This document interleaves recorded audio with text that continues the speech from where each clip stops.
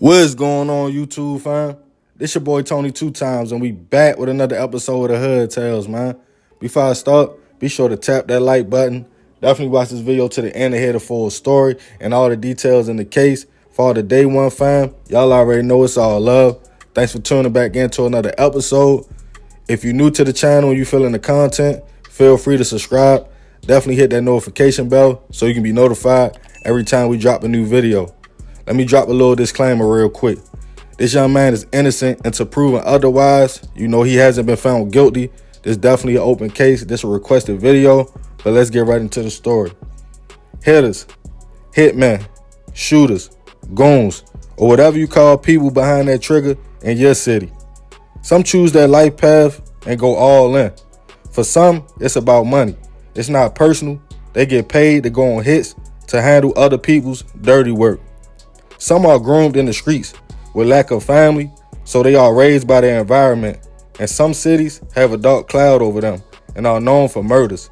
That's where the term comes from, being a product of your environment. You take on traits and start doing things like you saw growing up. But sometimes a person just gets tired of being the one always getting tested or tried, getting picked on or looked at as being weak or a swine. Always stay far away from someone like that, because they usually have something to prove, making them super dangerous.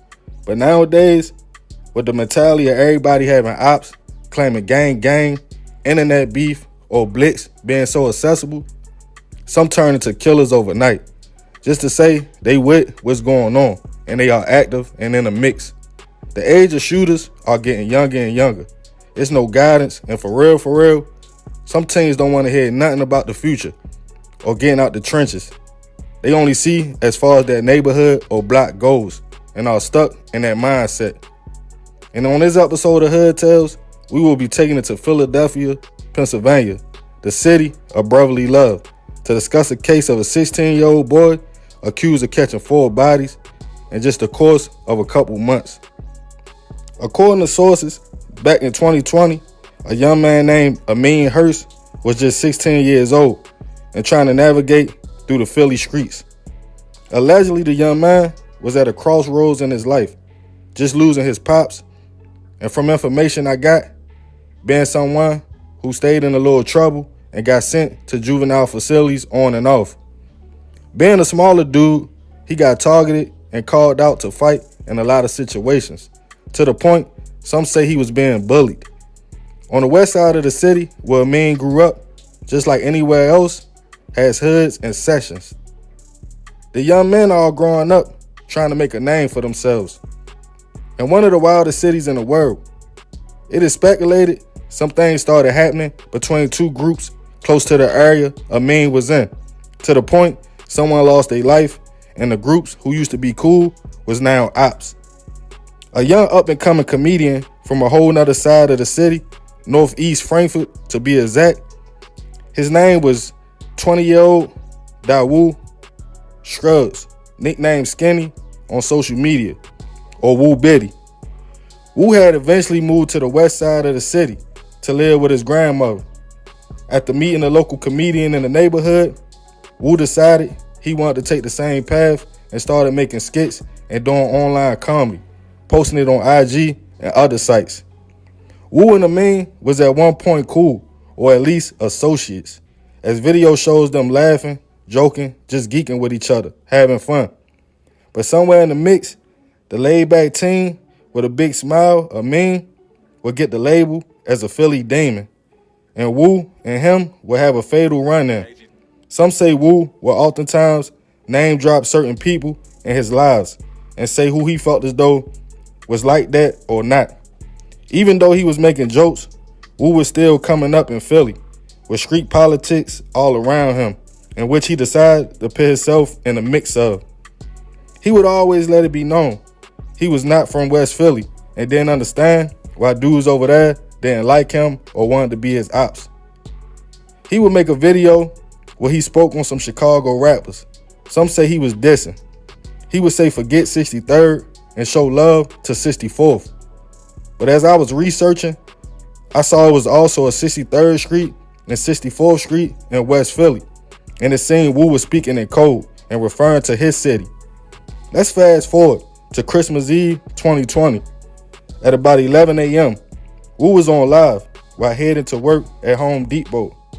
While on live, he would show in his recording a man with a black coat on and hood over his head seemed to be stalking him, walking fast. Woo picked up his pace, assuming he recognized the person and saw it was a threat. The person in the coat also picked up their pace, trying to get closer and closer to Woo before he hit a corner. And you hear him tell a man, like, yo, chill, not right now, I'm on live, with panic in his voice before hearing shots go off and a person running off. Witnesses on the scene called police. They arrived to the 1800 block of Winewood Road in West Philly to find Woo laying in the street, suffering from multiple wounds to his back. He was rushed to a local hospital where he later, unfortunately, passed away. The internet quickly posted the news, and most thought Woo was killed over dissing Chicago rappers, but his city knew it was deeper than that. A video was released to the news by police showing Woo being followed and a still picture of the suspect. A $20,000 reward was offered, but at first with no luck. Months would go by and more violence in the city. On March 11th, 2021, at 3:04 p.m., police responded to a shooting on the 1400 block of North 76th Street. Before they arrived to the scene, 4 victims was taken by private vehicles to a local hospital. 24-year-old Naquan Smith was hit in the chest, arm, and shoulder, and unfortunately was pronounced gone at 3:12 p.m. Another victim, just 16 years old, Tamir Brown, was also hit multiple times and would pass away later that night at 7:48 p.m. The 2 other victims, both 19 years old, would survive their injuries. It wasn't a motive at the time, but some neighbors said it sounded like a gunfight. Just 7 days later, on March 18th, a 20-year-old man named Rodney Hargrove was locked up on gun charges at Kern Fromhold Correctional Facility when his father came up with his bail money. It was about 1 in the morning when the young man was finally released. He was directly across the street from the facility waiting on a ride. He would go live letting people know he was a free man, waiting at the SEPTA bus stop on State Road when allegedly a car came speeding up to him. The young man took off, trying to get away on feet. He ran back towards the prison grounds. The car, instead of driving off, followed Rodney, but usually it was a guard at the gate at all times to keep it closed. But this day, the guard wasn't around, and the gate was lifted, giving the car the ability to follow the man before shots went off, hitting him before the whip sped off. As authorities got to the scene, it was too late. Unfortunately, just an hour after being released, Rodney was gone. His family would eventually file a lawsuit against the prison, and the guard from that night would be investigated and fired. Police stated it was a case of mistaken identity, but some say Rodney was targeted. Eventually, 16-year-old Amin Hurst was arrested after being on the run and charged with the hit on Woo.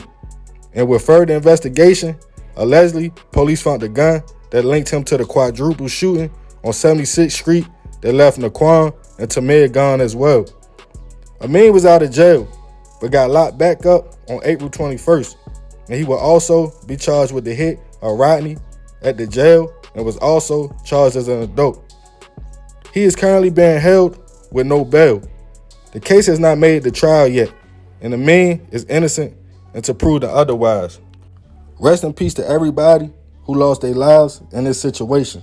I send my deepest prayers and condolences to all the families. Motives are not clear in the murders at this time. Only Amin was labeled a teen hitter, allegedly responsible for all 4 hits. This just goes to show us what social media has led us to. If you offend someone or have so-called ops, being on there can be dangerous. You never know who is watching and lurking on you. The crazy thing is, most of the victims are kids, and another kid is accused of taking them. Unfortunately, in most cities around the world, teens feel like the only way to be heard or respected is to pick up a blick and become a shooter. not knowing the pain they will cause to other families or even themselves if they go to prison for the rest of their life, beefing over blocks and hoods that none of us own. Philly is the city of brotherly love and a lot of Muslims. It makes you wonder what's really going on. But remember, we gotta succeed not to fail, so we won't be just another hood tale. Man, crazy story, you feel me? Salute to Philly. Y'all already know Baltimore and Philly like twin cities, you know. We rock alike in a lot of different ways. But at the end of the day, man, it's a crazy story. Like I said, it's an open case, so Amin is innocent until proven otherwise. You know, they alleging he responsible for 4 hits, you feel me? And y'all know how it be, man. If you get caught with a blick, or if you got a blick out the street, it might be dirty. You know, it might be some bodies connected to that you ain't got nothing to do with. But that's when the street code come in. That's when people be like, oh, don't talk, don't rat. You feel me? So at the end of the day, that's what comes with that lifestyle, man. But y'all already know, man, this is another episode of Hood Tales. Leave it in the comments. This your boy Tony 2 times. I appreciate you if you made it to the end. It's all love, fam. I'm out.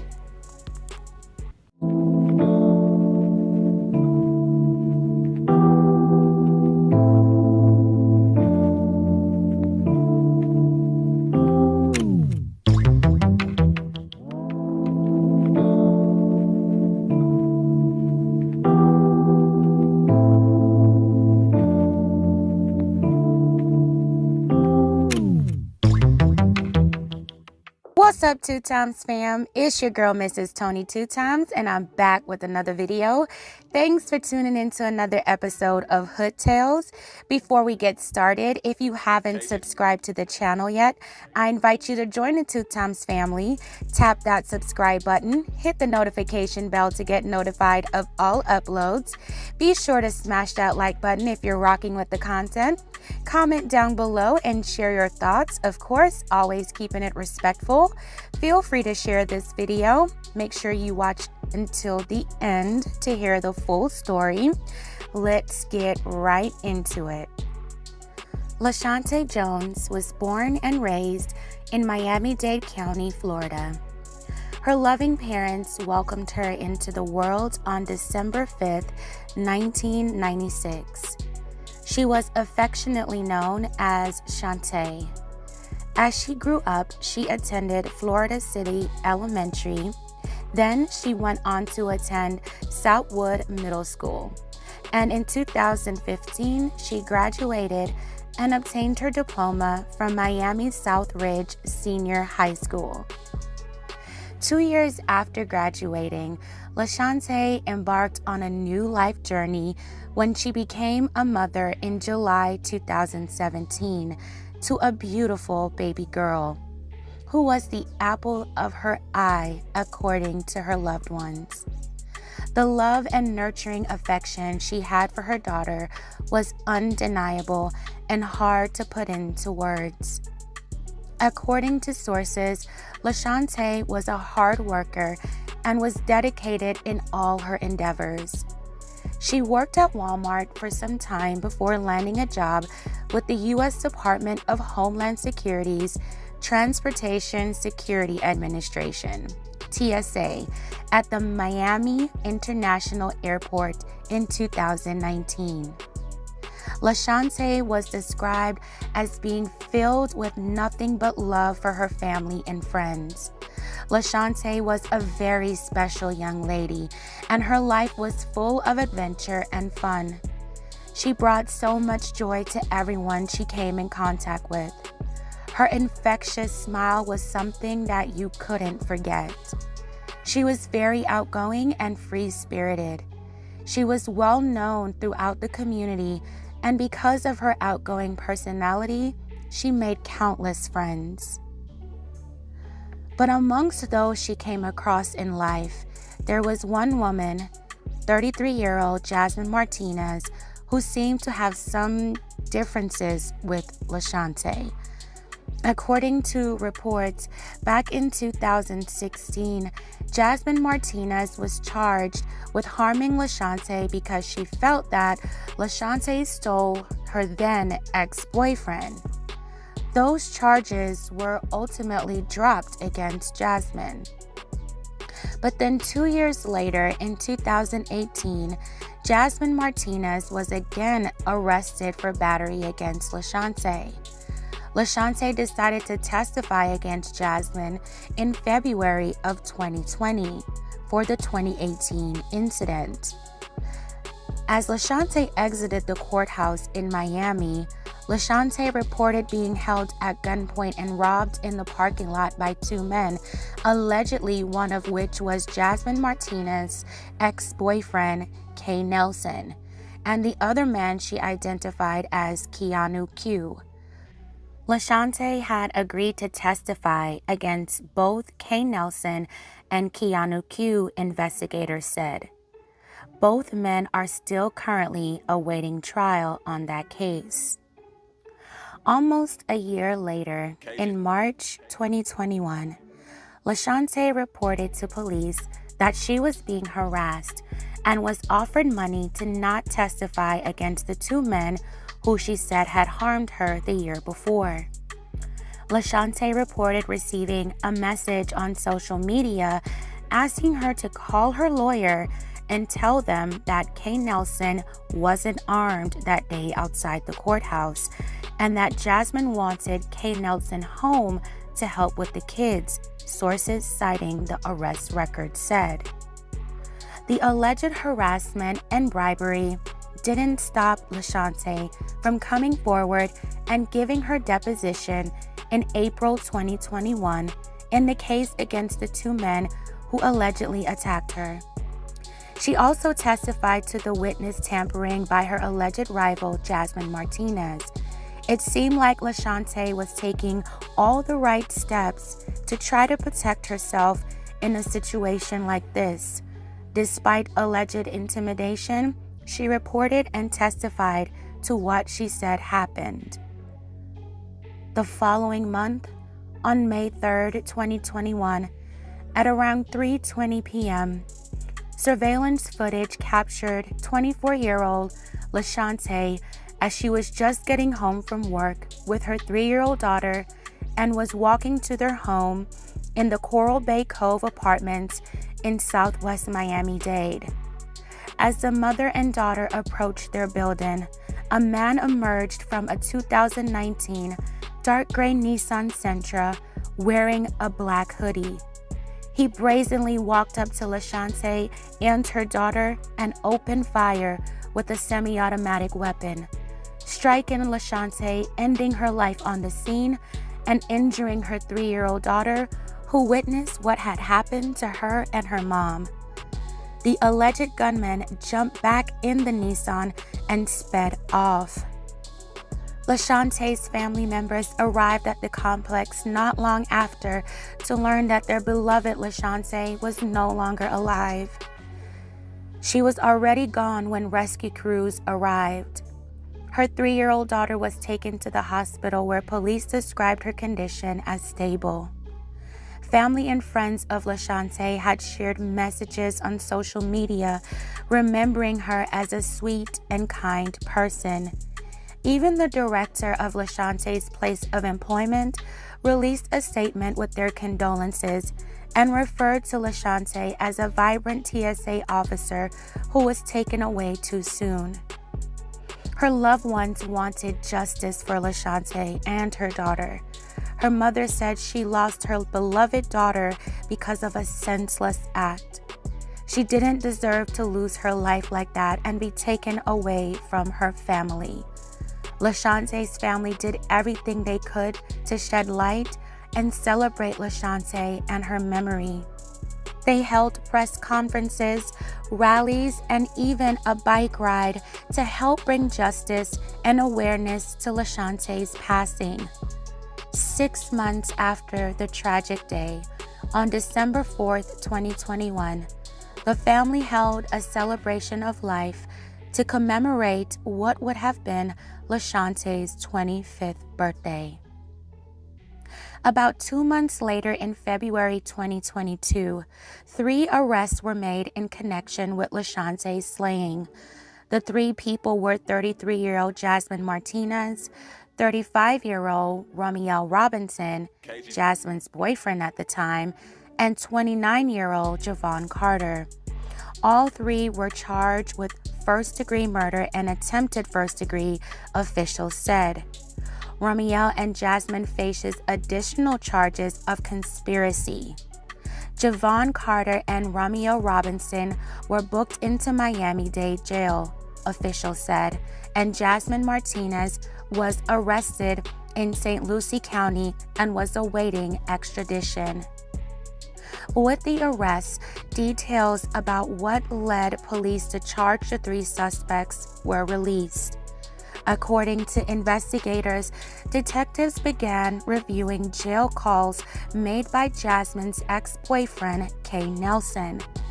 Records revealed on February 11, 2021, Jasmine Martinez told Mr. Nelson over the phone that she is ready to go this, allegedly referring to LaShante, and that LaShante has died, the warrant said. Prosecutors say that Mr. Nelson and Jasmine Martinez hatched the plan to hit LaShante over a series of months via jailhouse phone calls, which were recorded and are being used as key evidence. However, Kay Nelson has not been accused of taking part in LaShante's hit. Detectives said Ramiel Robinson, who was already in jail on unrelated charges, served as a go-between to find a hitman, records indicated. On February 12, 2021, records showed Mr. Robinson called Jasmine, who said she felt bad for Kay Nelson for some blank he didn't do, the warrant said. Allegedly, less than an hour later, Mr. Robinson called Javon Carter and told him Jasmine was coming to see him for a life or death situation. Later that day, investigators say Mr. Carter texted Jasmine Martinez and the introduction was made, allegedly. The arrest records also reveal that the day after LaShante gave her deposition and testimony in April 2021, Jasmine Martinez allegedly received a loan from the Paycheck Protection Program, also known as a PPP loan, in the amount of $15,000. The program was created by the federal government to help struggling businesses during the height of the pandemic. According to sources, Jasmine Martinez, who is said to be a hairstylist, allegedly received the relief loan to help keep her one-woman salon up and running. It's not clear if she actually really did have a salon or not. About a week after receiving the PPP loan, investigators allege that Jasmine Martinez used the funds to pay Javon Carter to carry out the hit on LaShante Jones. Investigators allege that Ramiel Robinson allegedly called Javon Carter to negotiate a price for the hit while speaking in code. Ramiel asks if he can get the number 10 jersey. Javon responds that it's usually 20 to 25, sources say the warrant read. The warrant says there's also evidence of Jasmine Martinez withdrawing $10,000 in cash. According to reports, on April 30th and May 1st of 2021, just days before LaShante was slain, police say cell phone records showed Javon Carter in LaShante Jones's apartment complex, allegedly surveilling her. Sources say that Javon Carter allegedly communicated with Jasmine Martinez 127 times in the months leading up to LaShante's passing, and also spoke extensively with Ramiel Robinson. Sources citing prosecutors in the case say Ramiel and Javon met while serving an earlier prison sentence at the same time. Reports said a few hours after LaShante was slain, Javon Carter was allegedly paid and recorded a video of himself counting a large sum of cash, according to Miami-Dade County detectives.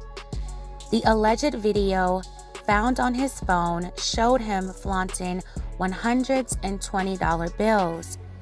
He can allegedly be heard saying, "Just another day at the office," according to the Miami Herald. According to sources, it was an anonymous caller who identified Javon Carter as the person who shot LaShante. He was arrested prior to the two other suspects, according to court records that were unsealed after Jasmine was arrested. Despite what seems to be quite a bit of damning evidence, both Jasmine Martinez and Romiel Robinson say that they had nothing to do with the heinous crime against the young TSA officer and her daughter. They deny any involvement. According to DailyMail.com, Jasmine has always denied any involvement in this since the first time law enforcement approached her last summer, said Jasmine's defense attorney. Jasmine also denied her involvement in a Facebook post the day after LaShante's life was taken. "Pray for the family instead of playing detective and assassinating people's character," she wrote. "No matter what the differences you and another person may have been through in the past, that isn't worth death. I'm a mother before I'm anything, and I'm also a mother who knows the feeling of losing a child. I serve one God and one God only." She continued on to say, "My children are hurting more than ever, and instead of me reacting to the opinions of others that won't help me be there for them as I should, my condolences go out to anyone who is grieving the loss of a loved one, and most definitely Shante, and I pray her baby girl gets well. Hashtag be blessed, hashtag save your friend requests, hashtag pray, pray, pray." DailyMail.com also reported that Romiel's attorney had this to say. "Romiel is and has been in custody well before the incident unfolded. This loss of life is tragic, but Mr. Robinson had nothing to do with it. They look forward to reviewing all of the evidence and maintain his innocence on these allegations," his attorney said. All three suspects in the case are innocent until proven guilty. The last update I was able to find during my research for this story was that they had a status hearing scheduled for April 8th, 2022. They will all have their day in court. Y'all, this is just a very sad story. My deepest and heartfelt condolences go out to LaShante's family and loved ones, especially her daughter, parents, siblings, and close family members. You can tell from the news reports that they were a very tight-knit family. LaShante's life spoke for itself. She seemed to be a go-getter, a great mother, daughter, sister, niece, cousin, employee, and upstanding citizen in her community. She didn't deserve to die in such a cold and calculated manner. I pray from the depths of my heart that her family can make it through this process with comfort and peace. I pray for their strength during this difficult time. May LaShante's wonderful memory live on forever through her family and precious baby girl. I really hope justice is served for LaShante Jones. Rest in peace, LaShante. Fam, please let me know what you think about this story in the comments below. I have so much to say in regards to how I feel about the people who allegedly did this to LaShante, but I will leave my comments for a later date. Please be kind and respectful in the comments for the family's sake. There are children and family members that will be affected by this for the rest of their lives. I will more than likely do an update on this story. This is still an ongoing case. Again, all parties charged are innocent until proven guilty in the court of law. All right, fam, thank you so much for watching and making it all the way until the end. These stories aren't always easy to do because I am such an empathetic person. It takes a toll mentally and emotionally sometimes. So thank you to all who support our channel here at Tony 2Times TV. Your time is much appreciated. Our goal is to not glorify these terrible acts. It's to bring awareness to the pain it not only causes the families, but the damage it does within our communities. And also to bring remembrance to the victims and a cautionary tale to those who want to act out of rage, anger, jealousy, or spite. Nobody wins in cases like this. No one. All right, thanks again for watching. This is your girl, Mrs. Tony 2Times, and I'm out.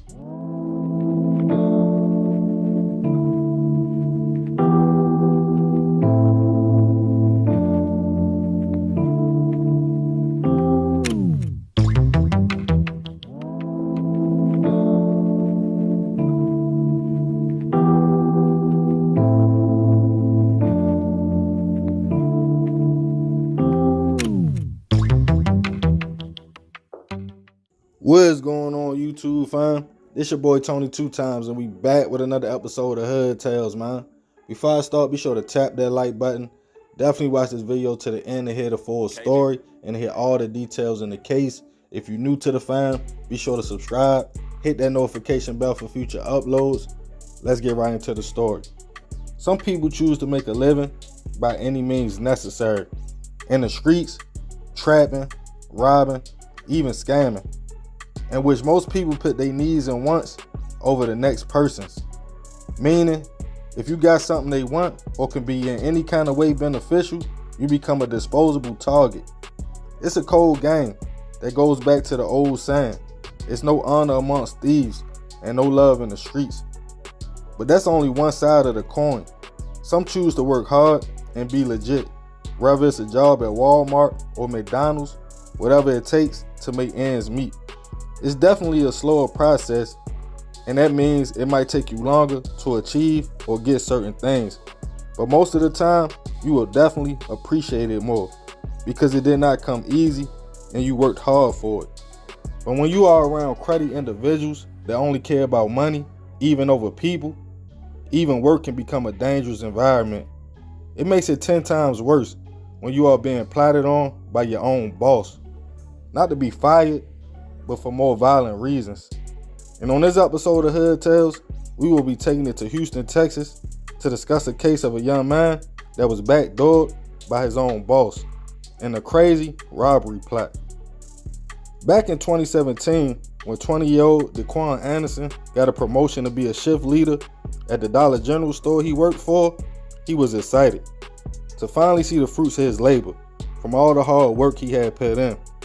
Daquan had moved from Louisiana to Texas, where he would focus in on his passion, which at the time was photography. With his dreams of opening up a studio one day, to pursue his dreams, the promotion was right on time. And plus, Daquan had just got engaged. Everything was looking up for the young man. At the time, his store's assistant manager was 28-year-old Danisha Jackson. The Dollar General was located at 525 Cross Timber Street in Houston, Texas. The two co-workers had never had any issues, according to sources. But when Kayla Nelson and her girlfriend, we will call Miss Robinson, came to visit Danisha in Houston, the two were coming from Atlanta. Danisha and Miss Robinson were childhood friends, and while in town, they stayed at Danisha's apartment. Allegedly, this is where a plan to make some easy money was plotted. Danisha had discussed with Kayla about how the Dollar General she worked at had to transport money from the store to the bank, and it could possibly be took before arriving at the bank. But of course, that would involve robbing one of her co-workers or her. The women talked about it until eventually they convinced each other it could be done and decided to go with their move. According to reports, Danisha, who wasn't scheduled to work on December 17, 2017, volunteered to come in anyway. As the assistant manager, even though another worker was assigned to the deposit, Danisha decided she would get Daquan to take it instead. The amount of money was $2,800 that was put inside of a Dollar General tote bag. Daquan pulled up to the North Houston store that day for his shift, not knowing about the plot on him. Knowing he had to make the deposit, Daquan went into the store, got the money, walked to his car, and got ready to go to the bank, when he was approached by someone who demanded the money and grabbed for the bag. The young man refused and fought off the attacker and attempted to drive away with the money. But the person followed Daquan before shooting at the car, as he crashed before being shot 4 times. The person ran over to the car, grabbed the money, and fled the scene. Since it was broad daylight, witnesses quickly called police. As they arrived to the scene, they found Daquan had crashed into a median not too far from the Dollar General store. His car window was broke and the young man was shot multiple times. He was rushed to Lyndon B. Johnson Hospital, but unfortunately, he would not survive. This was just one day after Daquan got promoted to shift manager. Co-workers and the store manager who promoted the young man were all confused as the sad news got to his family and fiance. They were all hurt and in shock, as Daquan worked hard for everything he ever wanted just to have a better life. But police felt as though it was a targeted situation due to the timing of the robber, who knew exactly what time to approach. As authorities searched the crime scene, they talked to eyewitnesses who said they saw a suspect run to the apartment complex not too far from the Dollar General. Security footage from the apartments showed a car leaving the scene. Taking down the tag number from the video, police tracked the vehicle back to a young man we will call K. As police tracked down K, he allegedly informed them the car was his and he was paid to drive 2 women to the apartments next to the Dollar General that day. Police asked for the address, in which K told them, and while doing the investigation of the location, authorities connected the address to Danisha's apartment. Knowing that she worked at the store, it seemed to be an inside job. They confronted Danisha with the information, as she still worked at the store after the shooting. They searched her car and found fingerprints that matched the fingerprints of Daquan's car. They also ran her cell phone records and saw text messages of Danisha allegedly giving step-by-step plays, even a description, to Kayla, stating he's leaving with the money now, and other texts 1 hour before the robbery. Danisha was eventually arrested and charged with setting up the robbery and capital murder. About 2 months later, Kayla was tracked down to a location outside of Atlanta and charged as the shooter of Daquan. She will also be charged with robbery and capital murder as well. As the case made the trial in February 2020, Kay and Ms. Robinson, who was Danisha's childhood friend and also Kayla's girlfriend, who was staying at Danisha's apartment at the time when the plot was made, they both testified. As the information came out, Danisha alleged it was supposed to be a simple robbery. She didn't know Kayla would shoot, and she didn't mean for anything to happen to Daquan. She was only paid $500 out of the $2,800, and after Kayla took the rest and came back to Atlanta, things got crazy. As the trial wrapped up, prosecutors painted the picture of Danisha being the mastermind and enlisting Kayla to do the robbery. They also stated she gave Kayla a description of Daquan and his movements leading to his death. Also that Kayla emptied the whole clip of a 9mm and then went to the car after shooting, broke the window, and took the money. Both women were found guilty of robbery and murder. They both were sentenced to life in prison. Rest in peace to Daquan. I send my prayers and condolences to his family. More of this story, when someone puts their wants and needs over people, situations like this happen. Daquan didn't do nothing wrong, but be a hard worker and got caught in a plot for petty money, $2,800, in which Danisha made that move for only $500. That probably was less than her paycheck. Greed is serious, and being money hungry to the point you are willing to set up a person for chump change. Nowadays, $500 can't even pay rent for 1 month. It's barely grocery money. You never know how fast a lick will play out.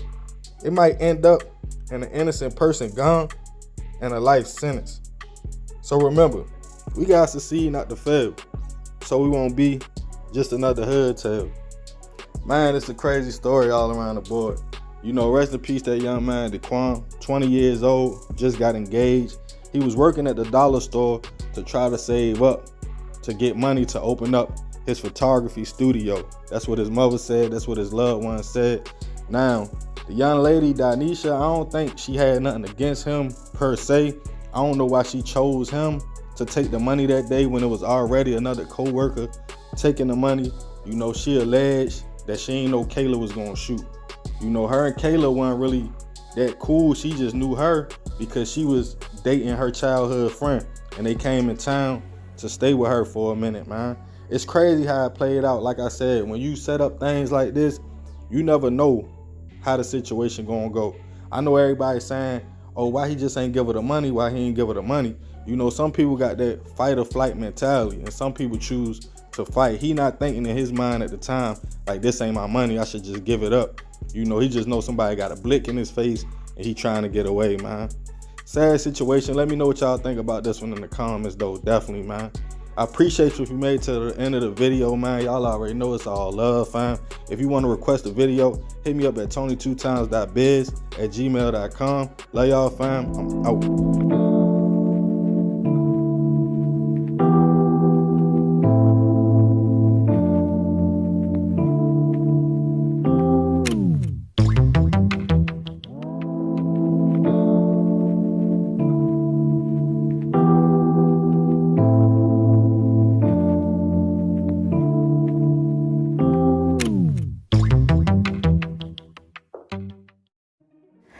What's up, Two Times fam? This your girl, Mrs. Tony Two Times. Thanks for tuning in to another episode of Hood Tales.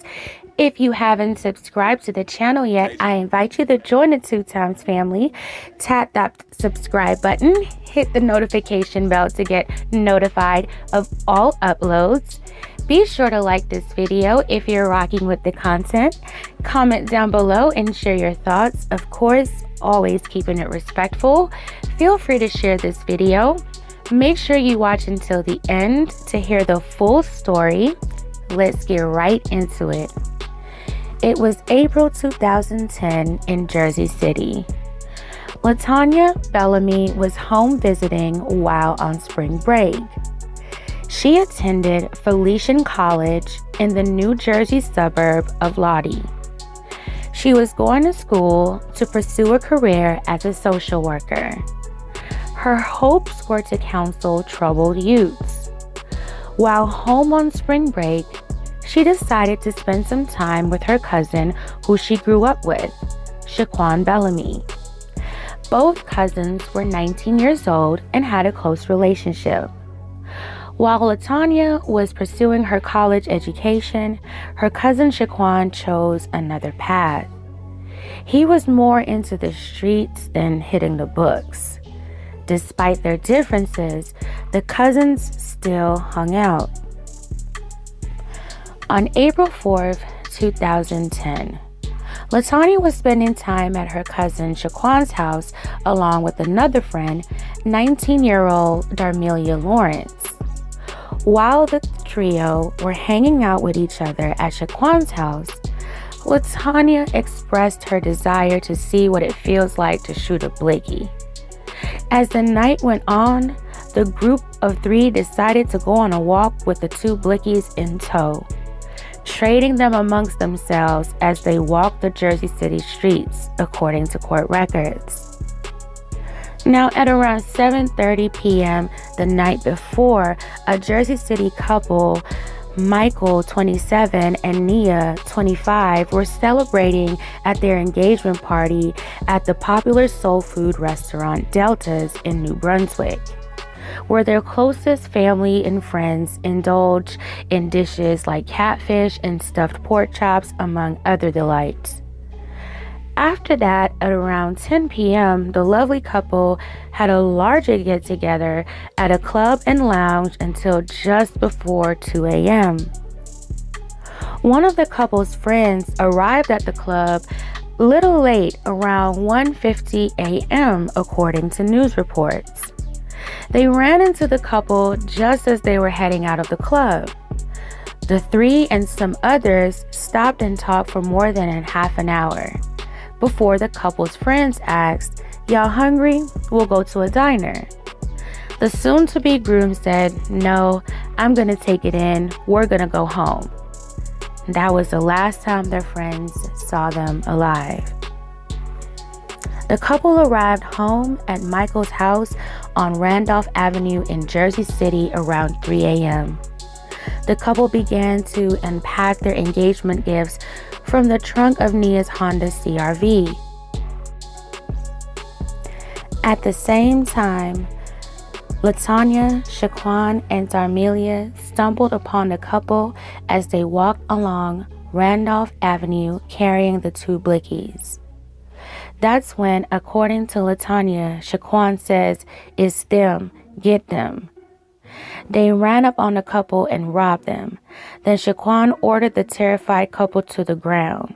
They pleaded for their lives. Once on the ground, Shaquan fired the first shot with the big blicky that hit Michael in the head while his fiancée laid beside him. The nightmare wasn't over. According to her testimony, LaTanya said her cousin told her, "You want to shoot a blicky? Shoot the effing blicky." So she took the blicky and shot it 3 times, with one of the rounds striking Nia in the head, according to investigators. As the couple lay there lifeless, the trio continued to rob the couple of gift cards from their engagement party, cell phones, cash, and Nia's engagement ring. Then the trio attempted to steal the couple's car, but it had a steering lock on it, so they fled the scene. Witnesses dialed 911. Family members and friends of the victims were distraught and stunned that someone could do this to the couple, especially just after they were celebrating. Michael and Nia were college sweethearts. They were very popular, outgoing, and positive people. The couple first met through Greek life at their respective colleges. Michael was an Alpha Phi Alpha. He attended New Jersey Institute of Technology, but left school before graduating for a career as a software engineer in Jersey City. Nia had ties to the Trenton area and was an Alpha Kappa Alpha. She graduated from the College of New Jersey. She was an associate producer for an affiliate of Nickelodeon in New York. The budding and thriving couple had planned to have their dream wedding in Aruba the following year, April 2011. Days after the heinous slaying, police were closing in on their suspects. 5 days later, on April 9, 2010, LaTanya Bellamy, Shaquan Bellamy, and Darmelia Lawrence were all arrested and charged. Shaquan was arrested a few days earlier on unrelated charges. Police were able to get a break in the case because of Shaquan's arrest, forensic evidence, and cell phone records. The arrests were announced at Michael's memorial service by the deputy mayor at the time. The family and friends of Michael and Nia applauded as they received the news. The family were happy and thankful, but they said that the arrests were just the first step towards closure. After the memorial services for Nia and Michael, they both were buried side by side. Their family placed matching wedding bands on their fingers. LaTanya Bellamy and Darmelia Lawrence bail was set at $1 million, and Shaquan Bellamy's bail was set at $2 million after an appearance at Central Judicial Court in New Jersey City. The case went to trial in June 2012. The trio was tried separately. By this time, Shaquan had been charged with 3 more killings while he was awaiting trial. LaTanya's trial was first. LaTanya testified that she was paralyzed with fear, and that's why she went along with what her cousin Shaquan and friend Darmelia said to do. According to news reports, LaTanya was nervous on the stand. She testified that she would have ran if she could. She also told contradicting accounts of what happened that night. During her first recorded interview with officials, she said she fired into the air twice, while her cousin Shaquan fired at the couple twice. Then in a later interview, she said she shot in the air once, then on the ground once. She later changed that version to say that she shot at the ground twice, and one of the rounds may have hit one of the victims. When the prosecutor asked if she was lying then or now, LaTanya told the jury she was lying then. LaTanya's defense was that she was honest and forthcoming with information about the terrible crime. They said she cooperated with officials, telling them about her cousin and friends' involvement, and where her cousin hid the proceeds from the robbery. Her defense argued that she never lied about having a weapon. During the trial, LaTanya's mother stuck by her side, saying that her daughter was the best and that she had dreams. They had plans for her future. Along with her support for her daughter, she also had a great amount of sympathy and remorse for the pain her daughter's actions caused the victim's family, and realized that their pain was greater than her own. Hours of testimony, cross-examination, and evidence went on for days before the jury went in to deliberate the facts and evidence presented in LaTanya's case. The jury even asked to be recharged on the law regarding accomplice liability and requested a readback of LaTanya's testimony in court before coming to a verdict. After coming back from deliberation, the jury found LaTanya Bellamy guilty. She was found guilty of 3 counts, including the most serious offense, as well as carjacking and robbery. LaTanya had no emotions when the verdicts were read. Her mother sat behind her and put her head down in her hand and wept. Michael's mother, teary-eyed, nodded every time the jury said guilty. LaTanya Bellamy was sentenced to life plus 30 years in prison on February 8, 2013. During sentencing, LaTanya Bellamy apologized at the hearing attended by about 30 of the victims' family members and friends. She also maintained her innocence. She told the Hudson County prosecutor, "There is no hard feelings, even though you and the jury have convicted the wrong person." She said the media has portrayed her as a monster, but she's really an honest person who had dreams. Her cousin Shaquan was later convicted and received life in prison. Darmelia was set to testify against Shaquan. She pleaded guilty to robbery charges in 4 other robberies and is serving 20 years.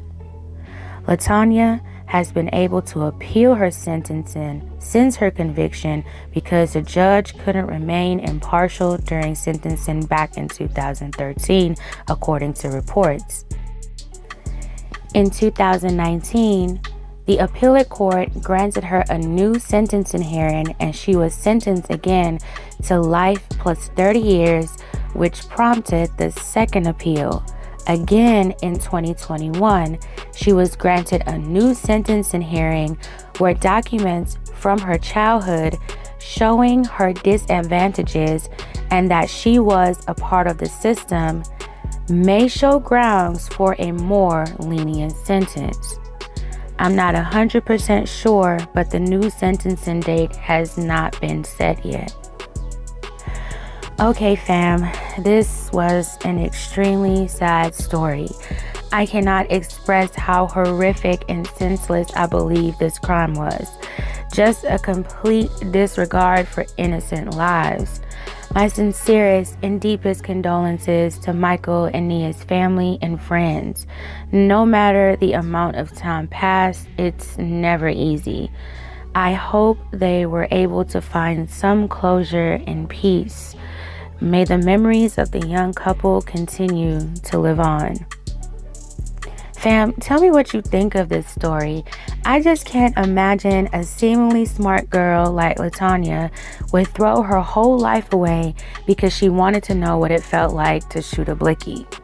Despite her testimony saying that she didn't shoot anyone, she still put herself there at the scene of a fatal crime, which by law says you're just as much responsible as the other parties involved. Now 31 years old, LaTanya and the other accomplices have to live with what they did and all the lives they devastated while they live out their days behind bars. Just sad. All right, fam, that's it for this episode of Hood Tales. Thank you for making it until the end. Be sure to like, comment, and subscribe. Tap that notification bell. Thank you for making it until the end. This is your girl, Mrs. Tony Two Times, and I'm out.